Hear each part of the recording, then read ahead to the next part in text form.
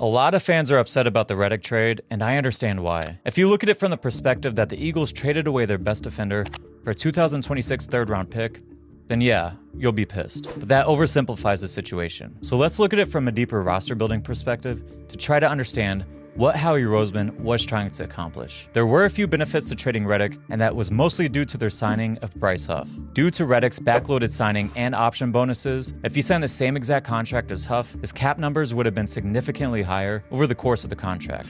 Here are the numbers broken down between players each year. I've also included how those numbers would have played out if the Eagles restructured his $14 million base salary to signing bonus to lower his cap hit in 2024. The Eagles could sign one or multiple players with the cap savings by not extending Reddick and signing Huff. For example, the combined cap hits of Saquon and CJ Gardner-Johnson in year one is about $600,000 higher than the difference in savings by letting Reddick go and signing Huff. The numbers are even greater if the Eagles decided to restructure Reddick's contract. And remember, those numbers are conservative since it appears that Reddick wanted a much larger contract. The Eagles are able to build a more complete team by swapping Huff for Reddick. So don't just look at it as the Eagles traded Reddick for a 2026 third-round pick. Look at it as the Eagles swapped Reddick for Huff, plus a third-round pick, Saquon, and CJ. Now, the Eagles still have to pay Reddick $21 million in dead money this season. Those backloaded bonuses don't just disappear. But the Eagles are taking that hit in one offseason where they have plenty of space to work with, as opposed to spreading it out over several years. This is going to become increasingly important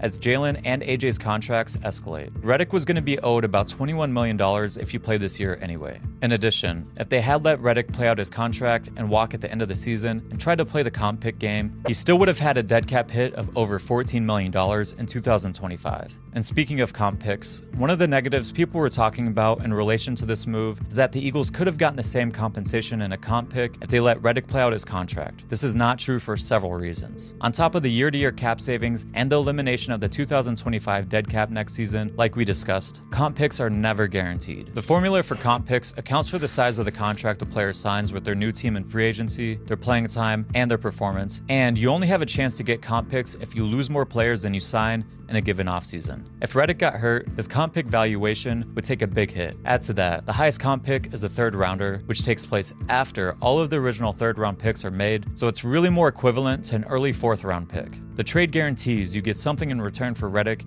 and also get better assets, as it's a legitimate third rounder with a very small chance it becomes a second round pick. Also, when considering the Jets appear to be going all in for what is likely Aaron Rodgers' last year in 2024, their 2025 team might be one of the bottom feeders. That pick could become a very high third, or the unlikely case Reddick meets his threshold for playing time, a very high second. One more thing to consider, as a percentage of the cap, Huff's contract he signed this year compared to Reddick's in 2022 was slightly cheaper in terms of total money and guaranteed money. So they've gotten younger by swapping Huff and Reddick at a cheaper price while eliminating dead cap in 2025 and getting guaranteed assets in return. That's not a bad deal. They go into the 2024 season with Huff and Sweat as opposed to Reddick and Sweat. Now, obviously, Huff needs to hold up his end of the deal and play well, but realistically, is Reddick $5 to $8 million a year better than Huff? Huff was second in pressure rate last season, according to PFF.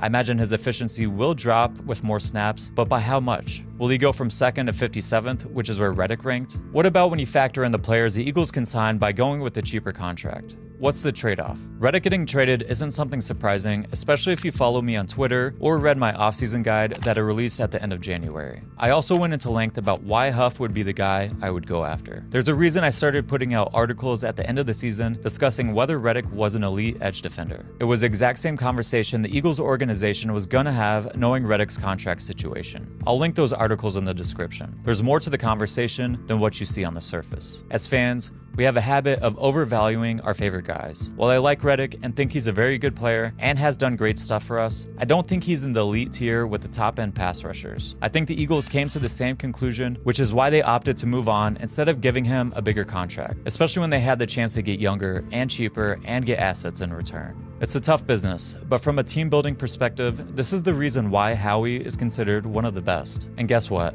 We're gonna have the same discussion with Bryce Huff in 2 years.